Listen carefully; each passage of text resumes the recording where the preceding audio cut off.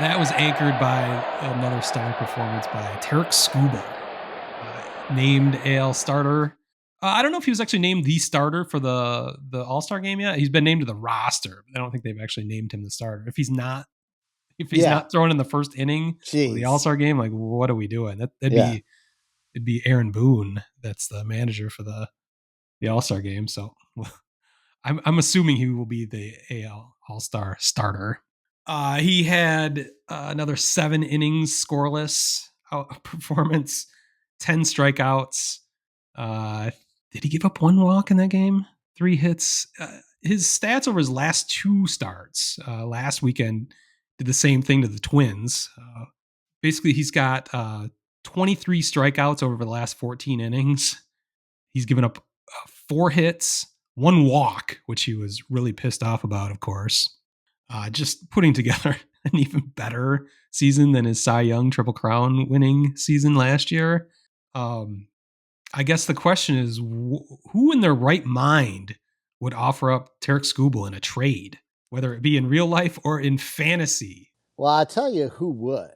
A team that came to the realization that their fantasy season is over. Oh. And they just want guys that they like on their team.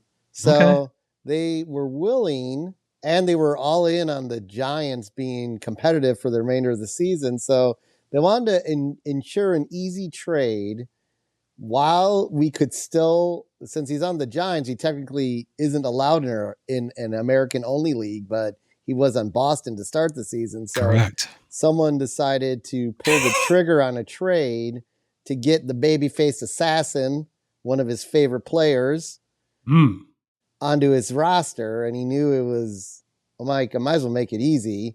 I mean, I can't have the best 2 pitchers in baseball on my roster in last place. I got to get rid of one of them. Yeah, you have Hunter Brown. Yes. In addition, you had Tarik Skubal. Now Hunter Brown is your ace, but so it's a pretty good one too. How is your team so terrible this year? What? It might change my name to Day to Day, because I have yet to probably go through a day where I don't get an announcement that one to 3 of my starters is not playing due to something. I know. I'm the champion, so I mean, right. Whatever. But you are the reigning champion. I cannot take that away from you. Yeah. So fuck off. And so you offered me. Well, let's back up. Like 2 weeks ago, maybe 3 weeks ago, you offered me a preposterous deal. You offered me Tarik Skubal, Zach McKinstry, which is interesting, and someone else. But you wanted not only Rafi Devers, you wanted Cal Raleigh. Yeah, he was okay at the time. He didn't go on the tear. He didn't go on the tear that he's on now. He was leading the league in fucking home runs then. He's led the whole year, so he's even on a bigger tear now. You want the best pitcher? I need the best offensive player. All right. I'm also far ahead in first place, so I have all the leverage in the world. I don't need to make any trade. You need to come to me. You need to come to me for a trade if you want out, which you did.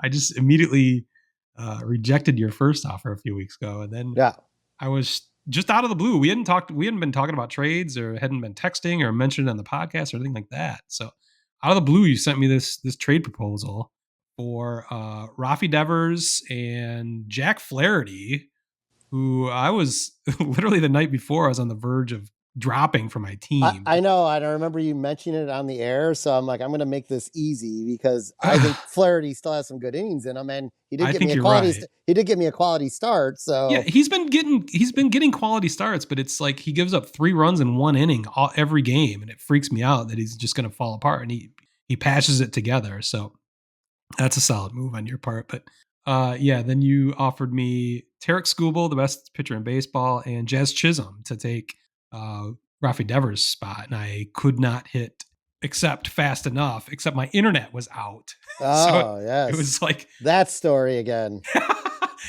We were having thunderstorms. I don't know what the fuck was going on, but yeah, so I apologize to you for taking even 15 minutes to get my response to you.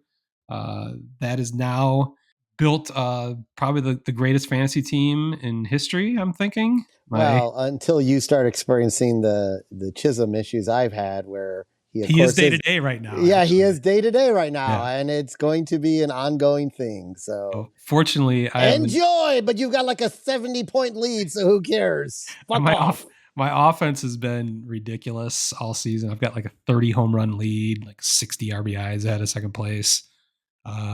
Just need to. I've got first place in steals now. It's back and forth, but my goal at this point is to be in first place at all 10 of our roto categories. So to have a perfect 60 points is my goal at this point. My pitching staff had been put together over the season. It's been becoming stronger and stronger, but so I've got some work to do still. But adding Tarik Skubal to my rotation certainly helps me with that goal. I came close 2 years ago when I won the championship. I was in the 50 something range. I remember having a similar conversation on the air with you. If you thought I could make a perfect score, coming in first place in all 10 categories, but I'm sure you blocked that out of your mind. Yeah, and I want to remind you, it's called a fantasy minute, and this has been going on for at least 4. So let's move the fuck on. And that was our fantasy minute. Minutes.